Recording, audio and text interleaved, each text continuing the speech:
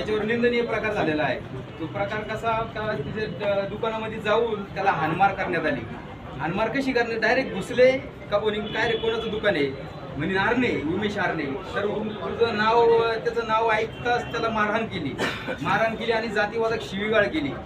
मांगानं तुम्ही माजले का, तर त्याला दाखवायचं आहे का आम्ही किती माजलो, तर तुम्ही ह्या प्रकार का बरं करतात। ग्रामस्थ ठीक आहे, आम्ही सर्व गोष्टी जाणून आहे का बाकीच्या गोष्टी होऊ राहिल्या, गुन्हेगारी वाढू राहिली शिर्डीमध्ये, तर त्यांनी त्याच्याकडून ज्या गोष्टी चुकल्या, उमेश आरणेकडून काही जे असेल ती भाविकाची प्रॉब्लेम झाला 600 रुपयाचा कस्टमरचा, तर तुम्ही रितसर कारवाई करा, त्याला फाशी द्या। तो चुकला असेल तर त्याला फाशी द्या, आम्ही त्याला मागे, पण तुम्ही मारहाण करून तुम्ही स्वतःचा कायदा का हातात घेता।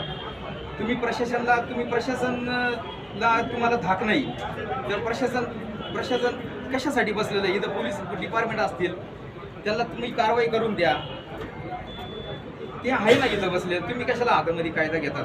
तर ह्यो जोपर्यंत कायदा अॅट्रॉसिटीचा कायदा होत नाही तोपर्यंत मातंग आघाडी तुम्ही जिल्हा अध्यक्ष रमेश वायदंडे तोपर्यंत ही पाठीमागं घेत जोपर्यंत कायदा घडत नाही, कायदा लावत नाही प्रशासन, आम्हाला याच्यामध्ये नोंदवत नाही तोपर्यंत मी माघारी घेणार नाही आणि 2 दिवसाची मुदत देतो।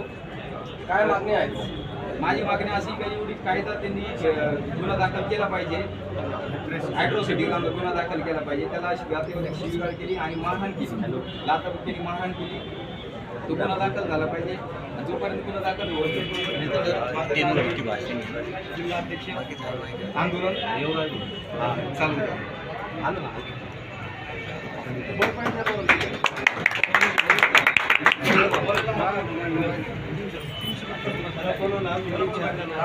काय का तुम्ही देते सचिन पुढे